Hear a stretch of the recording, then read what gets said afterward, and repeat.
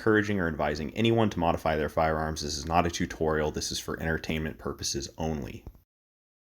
What's up, everyone? In this video, I will show my complete process for a trigger job on a 1911. Every little thing I do to get most performance out of the trigger.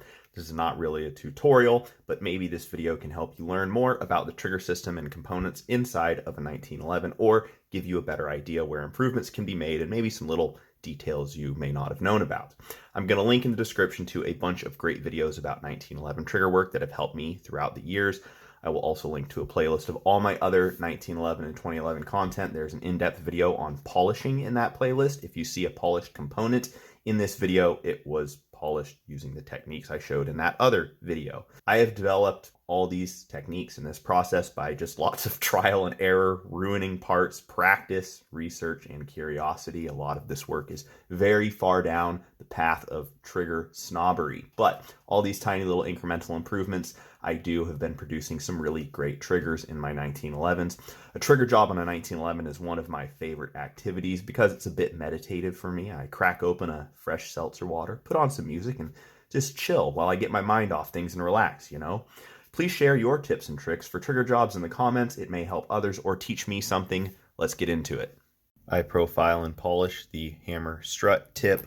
I polish the ends of my mainspring. I polish the mainspring plunger around its circumference where it slides up and down in the mainspring housing, and then also the cup that interacts with the hammer strut tip. I make sure that the inside of my mainspring housing bore is clean and smooth and free of any burrs or rough machining marks. When I reassemble my mainspring housing, I do so with a little bit of light grease.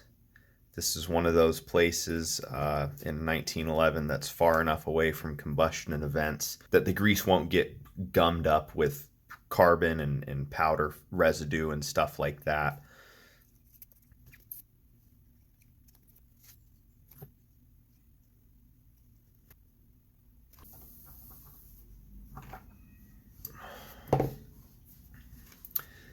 Give it a little bit of grease right here. I bevel and polish the two tangs of the Sear spring that interact with the Sear on this tang and the disconnector right here in the middle tang. I knock down high spots on the two side faces of the disconnector. This slides up and down within the Sear, and the Sear pivots around it. I knock down high spots on both sides of the Sear.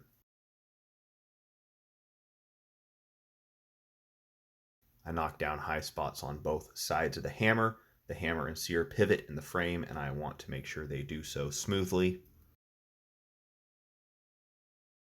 I also quickly knock down high spots and smooth, rough areas in the frame where the hammer and Sear pivot with a fine stone.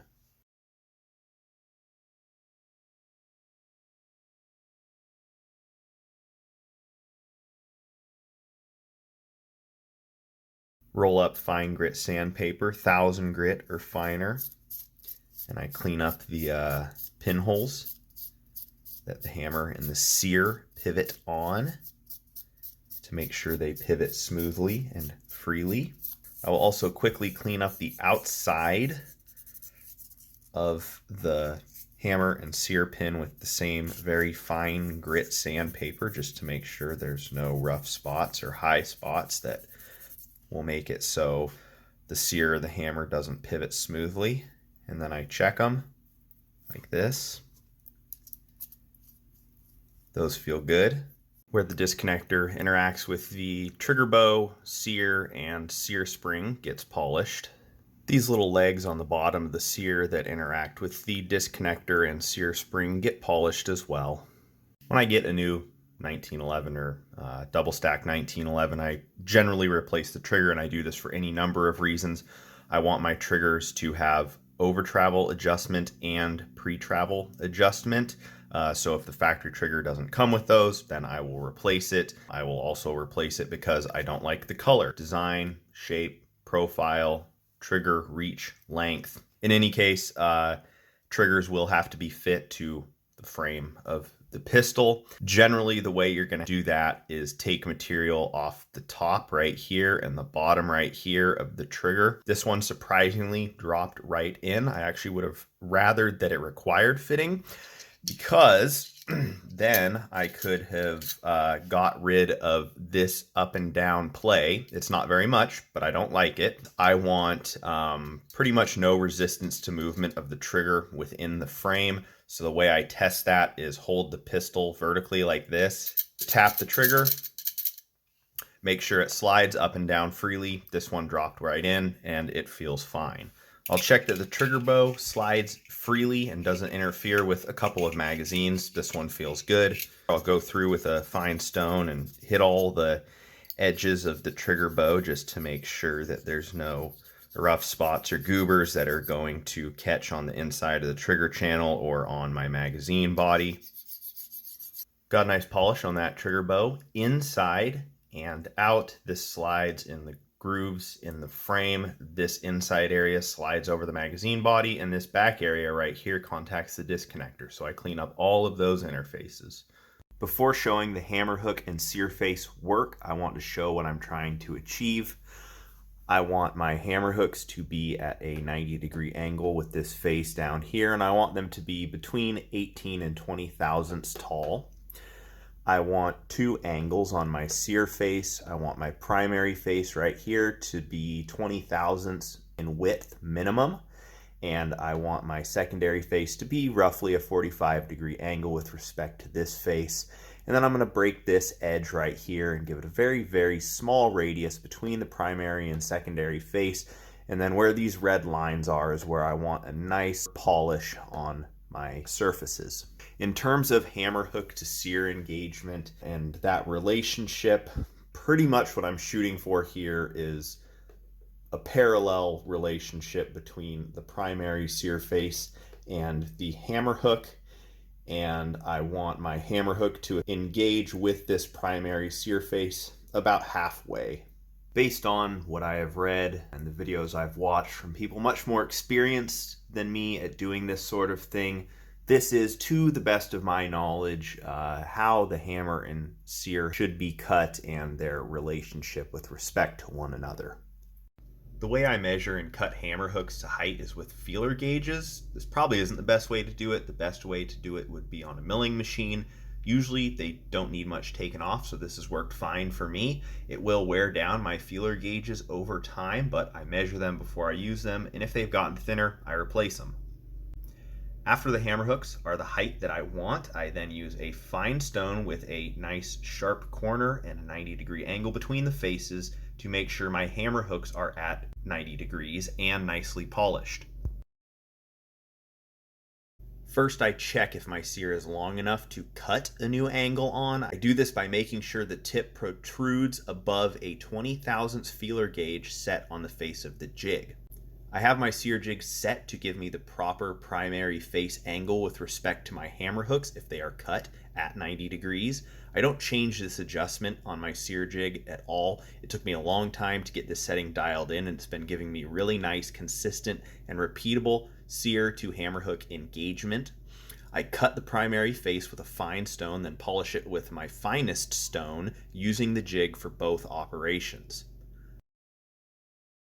I cut the secondary angle by putting it face down on a fine stone and spacing the back of the sear up with a 35 thousandths feeler gauge. Sometimes if I have a long ways to go, I'll use a fine file, then go to stones and work from medium to fine.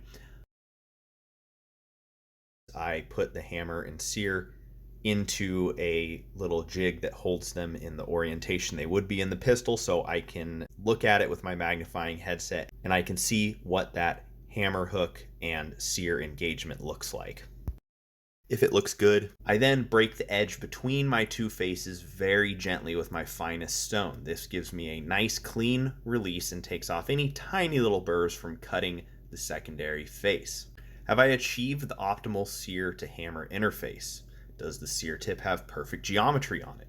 Absolutely not. If I were getting into crazy sub 2.5, 2 pound triggers, then I would have to make sure the hammer and sear engagement was perfect.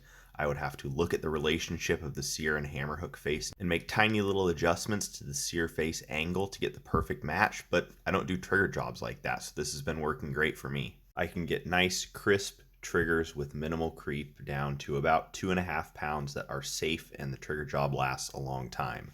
After all that is done, I reassemble the gun. I take a couple of trigger pull weight readings, disassemble, adjust my sear spring leaves, reassemble, measure, and repeat until I get it where I want it. I was targeting 3.5 pounds for this trigger. In my opinion, that's a sweet spot for a general use 1911.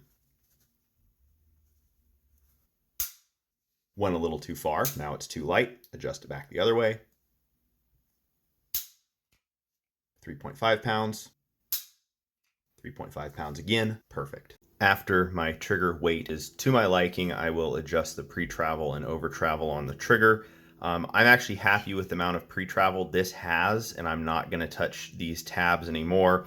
I reassemble the pistol and adjust my over-travel.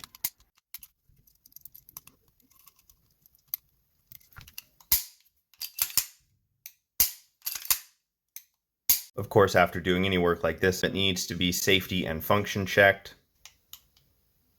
Safety catch, good. Fully cocked. Can't knock the hammer off the sear. Grip safety functioning properly. Grip safety disengaged. Thumb safety functioning properly. That's how I do a full trigger job on a 1911. Very nitpicky, very trigger snob-ish. Let's see what this looks like. Take up, nice, firm wall, crisp 3.5 pound break, almost no creep, minimal over travel, reset, very short, very positive. Exactly like a 1911 trigger should feel. Fantastic. So that's my process for doing a full trigger job on a 1911. Recut the sear primary and secondary angle, reduce hammer hook height, and then polish everything and install a new mainspring for my desired trigger weight and adjust stuff to my liking. There are people out there who are professionals who do this all the time. They will do it better than me. They will probably do it different than I do. I'm just showing my method. I'm not saying this is the best method. Maybe this gave you a little bit better of an idea of how a 1911 trigger system works or areas that you can make little incremental improvements. As always, thanks so much for watching. I'll catch you next time.